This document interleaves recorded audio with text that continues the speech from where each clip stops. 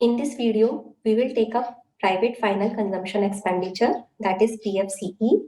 We will try to explain what is consumption expenditure, who all can incur the final consumption expenditure in the economy, what is PFCE, what are the items for which PFCE is being estimated, and finally, methodology being followed in estimating PFCE. Let us understand one by one. First of all, we need to understand why are we estimating PFCE. As we know, we can estimate GDP with three approaches: production approach, income approach, and expenditure approach. In production approach, GDP is defined as the sum of GVAs of all resident producer units of the economy during the reference period.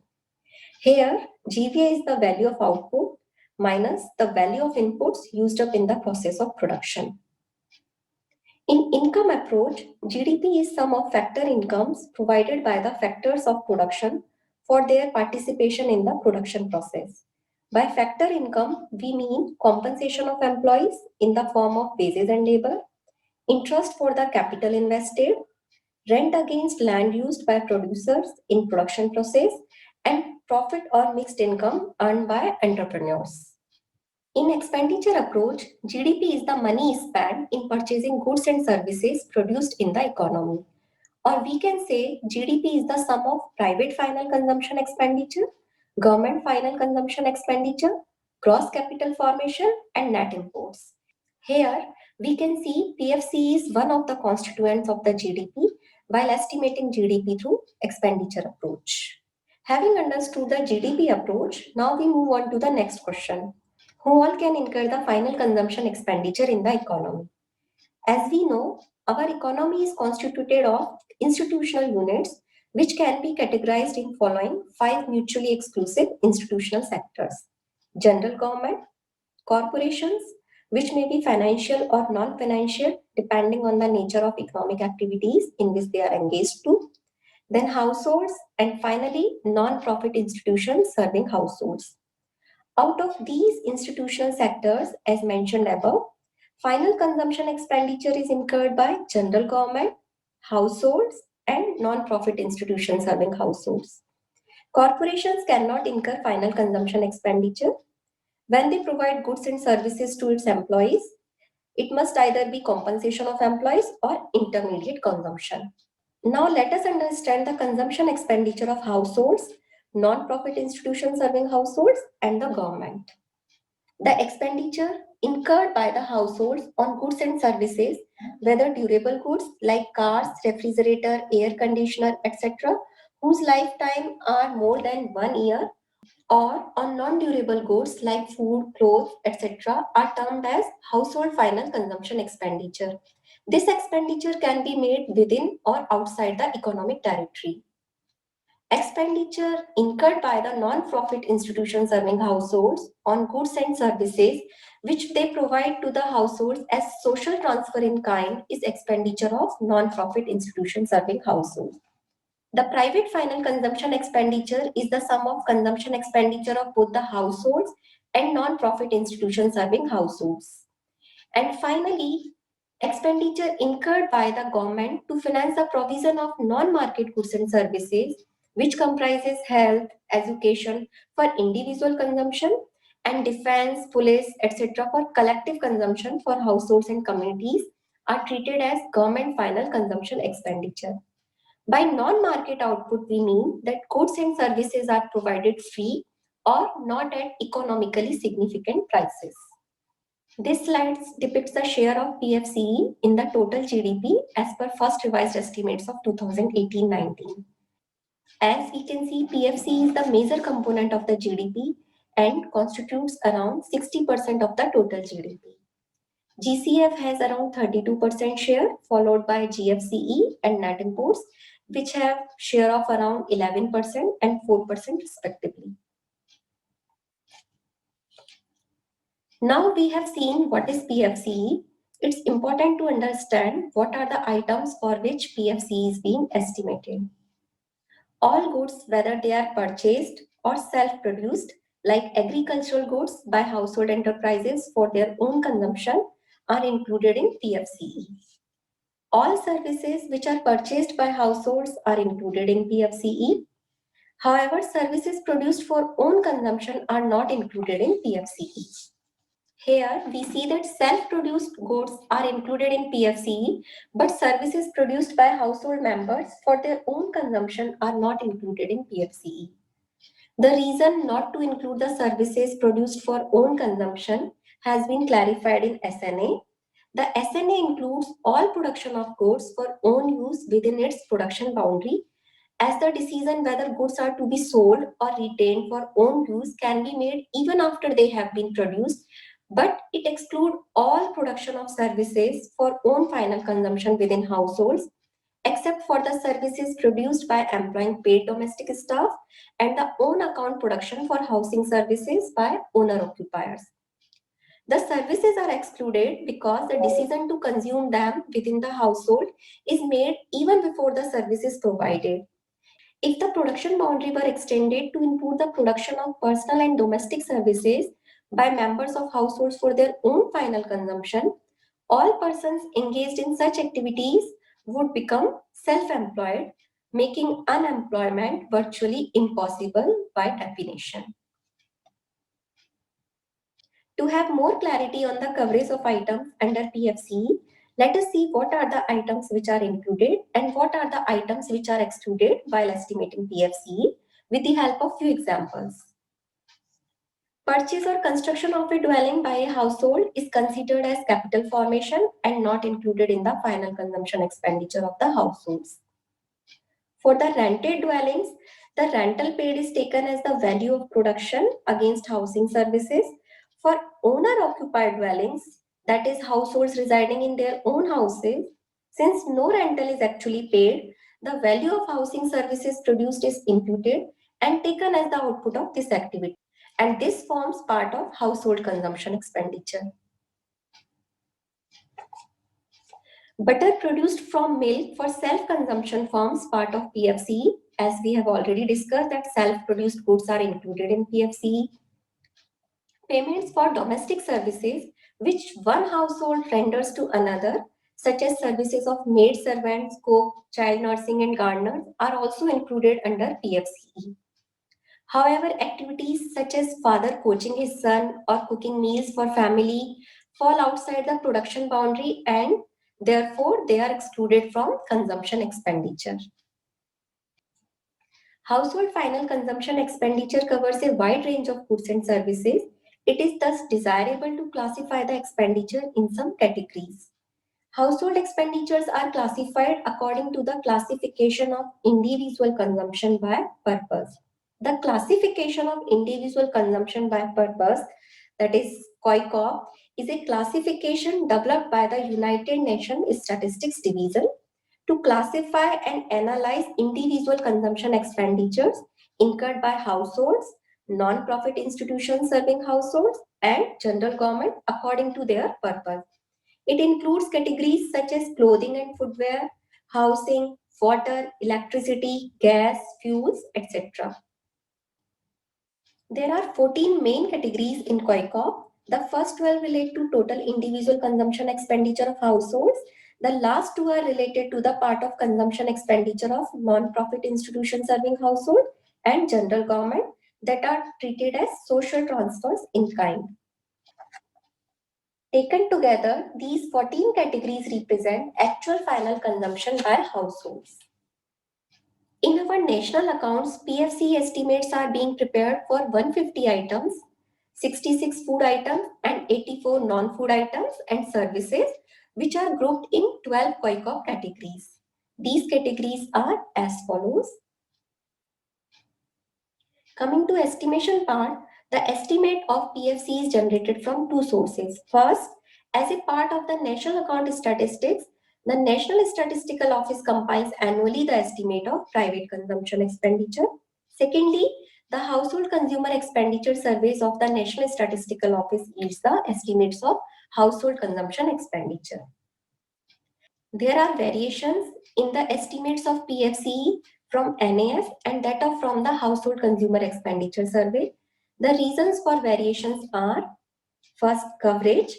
PFCE includes expenditure of non-profit institutions serving households, while household consumption expenditure, which is derived from the Household Consumer Expenditure Survey, is the consumption expenditure of households only.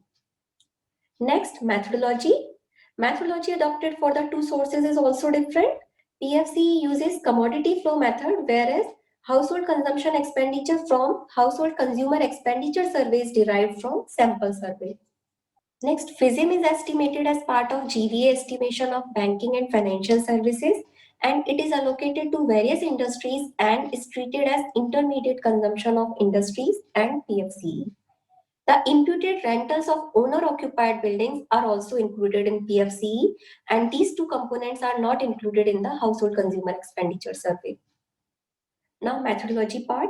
Method used for estimating PFCE for a particular type of good depends on whether the production data are available in quantity terms or in value terms. For most of the food items, quantity estimates are available, and for most of the manufactured items, value estimates are available. Now, estimation procedure for food items. The estimates of PFCE are made annually by following commodity flow method. By commodity flow, we mean we track down the flow of each good or service right from its production till its final destination of use.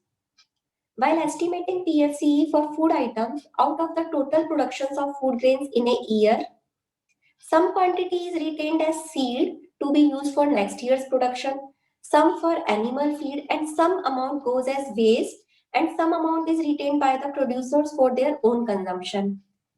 By subtracting all these quantities from the total production, we get the marketable surplus.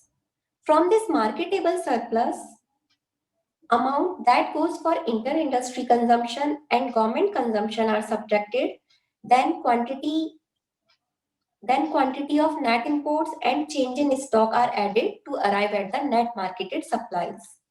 So PFC will be the sum of value of net marketed supply and the value of quantity that is retained by the producer for own consumption. It may be noted that the valuation of quantity retained for own consumption is done at X farm price and the valuation of net marketed supplies are done at retail price. For some agricultural items, PDS is also applicable. So if some amount goes for PDS supply, then that amount will also be accounted for in PFCE and its valuation will be done at PDS price. Let's understand this with the help of an example. Out of the total production of food grain, say 100 tons in a year, quantity retained for seed, feed and wastage, which is 1%, 2% and 2% of the total production respectively in our case, are subtracted to arrive at the net market production. So here our net market production comes as 95 tons. From this net market production of 95 tons, some quantity is retained by producer for his own consumption. Let's say that's 2 tons. This quantity is subtracted to arrive at the marketable surplus. So here marketable surplus is 93 tons. In this marketable surplus, opening stock which is available for consumption during the year, which is 10 tons here, is added, and the amount which remained unused during the year goes in the stock for next year's consumption, which is 3 tons in our case, is subtracted, and then net import, which is 20 tons in our case, is added to arrive at the national disposable supply. So here national disposable supply comes as 120 tons. From this national disposable supply of 120 tons, government consumption of say 20 tons, inter-industry consumption of 40 tons is subtracted to arrive at the net marketed supply, which comes as 60 tons. The amount which goes to inter-industry consumption, here in this case is 40 tons, is also processed and may be consumed by the households in the form of processed products. Here, suppose out of the total produced products, 20 tons of processed products are consumed by the households. So PFC will be 910 rupees at market price, which is the sum of value of quantity retained, value of processed products and value of net marketed supply available for consumption. For data sources of agricultural items, the total production of the agricultural commodities is obtained from the Ministry of Agriculture and Farmer Welfare. The quantity retained for seed, feed and wastage are obtained by using ratios estimated by type study conducted by IASRI. Quantity retained by producer is estimated by consumer expenditure survey. The data on imports and exports are available on a regular basis, both in quantity and value terms, from the monthly statistics of foreign trade of India published by DGCIS. Government expenditure is obtained by the economic analysis of budget documents.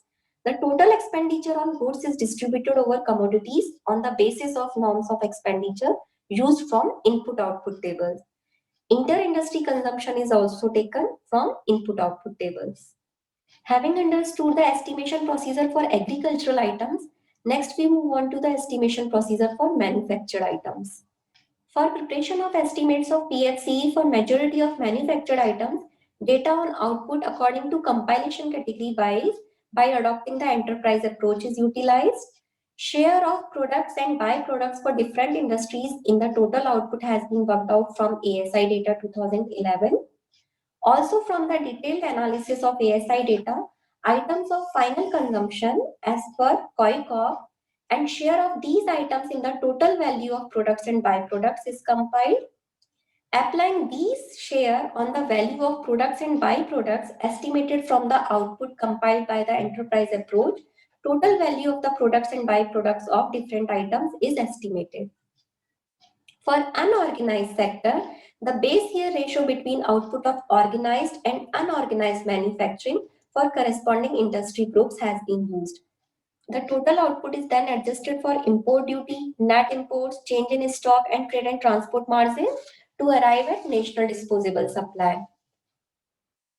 Finally, the adjustment for inter-industry consumption, capital formation, and government consumption is done to arrive at the PFCE. Let's understand this with the help of an example. So we have organized sector output for a particular item, say rupees 100, and for unorganized, say rupees 50. So total output will be 150. It will be marked up by excise duty or other appropriate taxes, which is 5 rupees in our case. So total output becomes 155 rupees. Then we add import of say rupees 50 and import duty of rupees 10 in the total output. This makes our total supplies of rupees 215.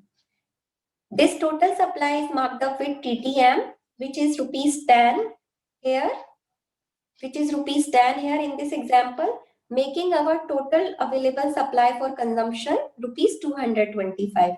Finally, export of rupees 50 is subtracted to get national disposable supply, which is 175 rupees.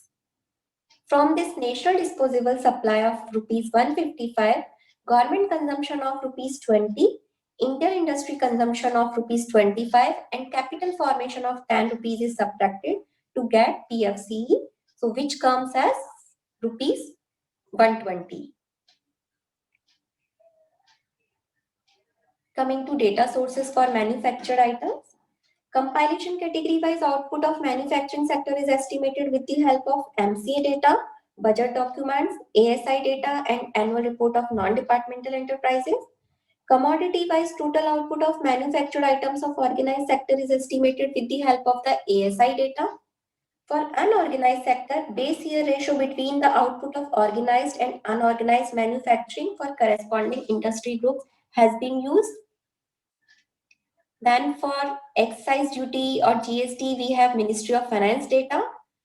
And the data sources for the government consumption, TTM, inter-industry consumption, and imports export are same as data for the agricultural items. Now let us understand the procedure for PFC estimation for services.